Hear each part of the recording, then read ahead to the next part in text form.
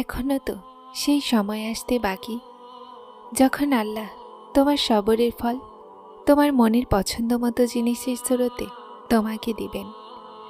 শুধু তুমি তোমার প্রিয় আল্লাহর ওপরে বিশ্বাস রাখো, দোয়া করতে থাকো। উনি তোলা হাতের লাজ রাখতে জানেন। না পাওয়া ইচ্ছা, অসম্পূর্ণ কাহিনী, অসম্পূর্ণ স্বপ্ন, কোনো কিছুই অসম্পূর্ণ থাকে না যখন কথা তাহাজ্জুদের দোয়াতে চলে আসে। দোয়াগুলোর বারবার তোমার মুখের তাসবিহ হয়ে যাওয়া আল্লাহর তরফ থেকে তোমার জন্য কবুলিয়তের একটা ইশারা। আর দোয়াগুলো করতে থাকো। তিনি তার বান্দাদের তোলা হাতের লাজ রাখতে জানেন।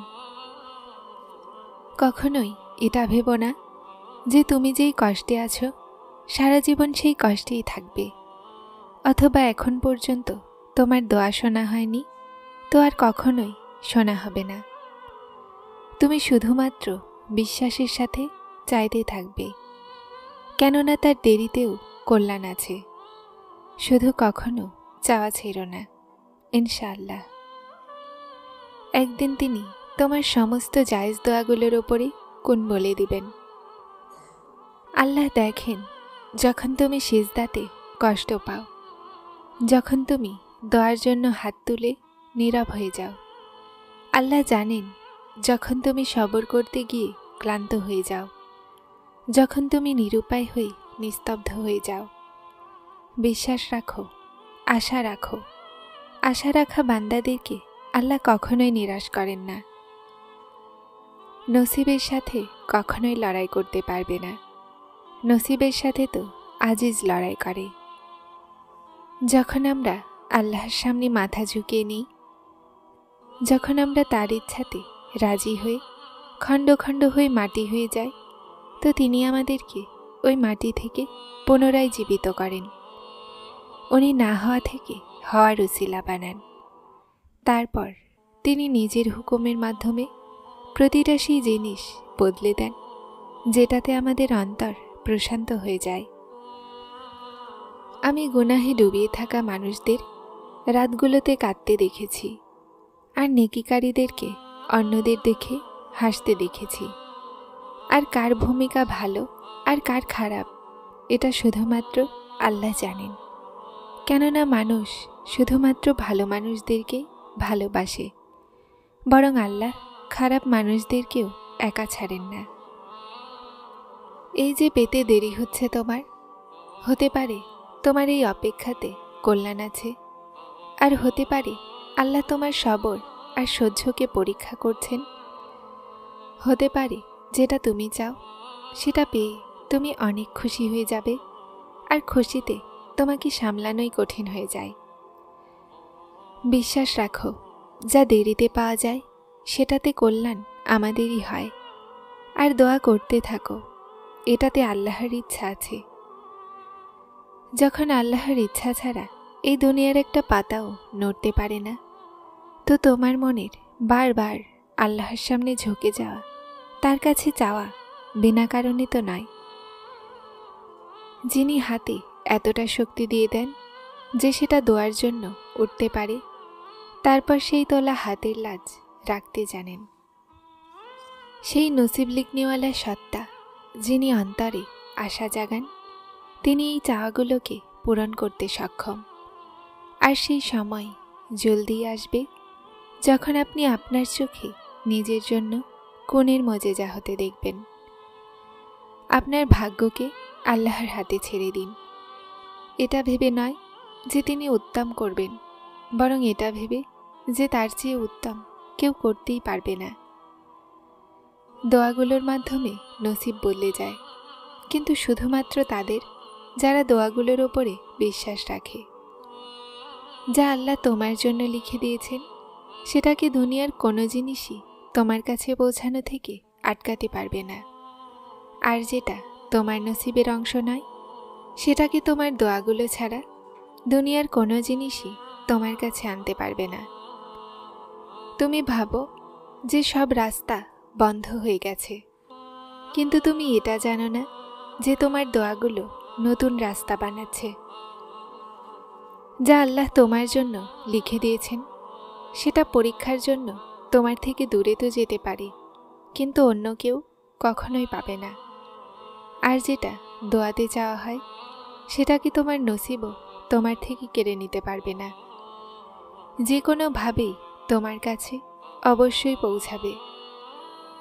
আল্লাহর কাছে চাইতে থাকুন, কেননা সম্ভব আর অসম্ভব তো শুধুমাত্র মানুষের ধারণায় আছে। আল্লাহর কাছে তো কোনো কিছুই অসম্ভব নয়।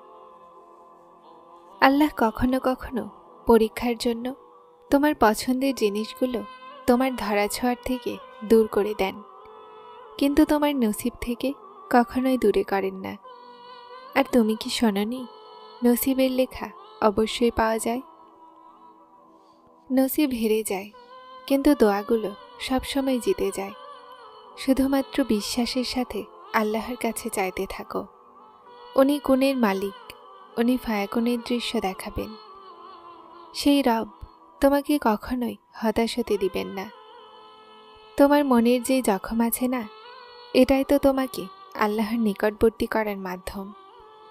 হ্যাঁ, এখন কঠিন, কিন্তু বিশ্বাস করো, এই জখমগুলোর প্রতিষেধক তুমি জলদিই পেতে চলেছ। কিছু জিনিস নসিব আর বাস্তবতা দুই জিনিসেই থাকে না, কিন্তু আল্লাহর ওপরই বিশ্বাস আর তাওয়াক্কুলের মাধ্যমে সব কিছু হয়ে যায়।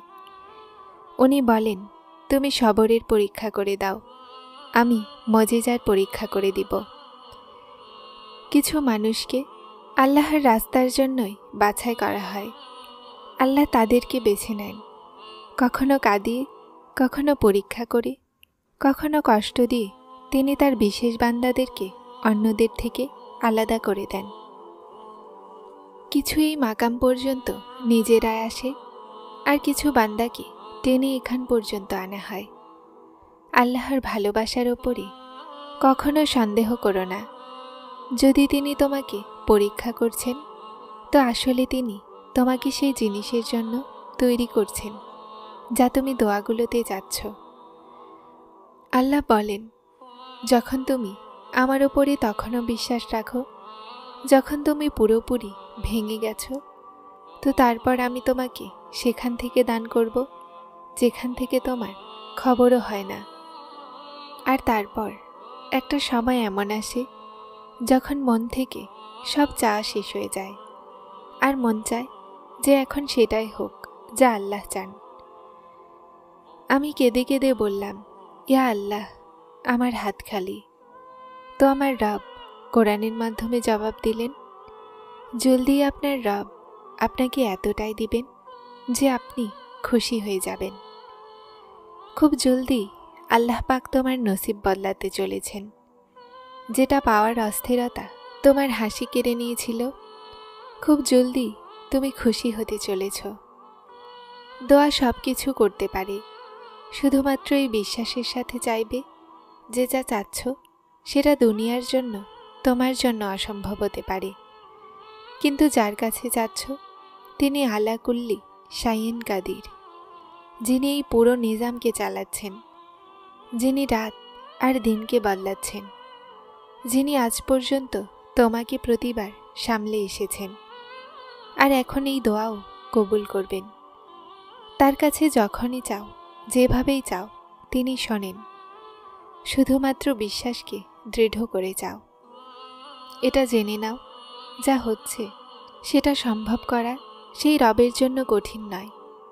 তুমি দেখবে, তুমি নিজেই দেখতে পাবে তোমার দোয়াগুলোকে কবুল হতে। কবুল না হওয়া দোয়া কবুল হওয়া দোয়ার চেয়ে বড় মজেজা করে। যারা চ্যানেলটিতে নতুন এসেছেন তারা সাবস্ক্রাইব করে হেদায়েতের সাথে থাকুন। আসসালামু আলাইকুম।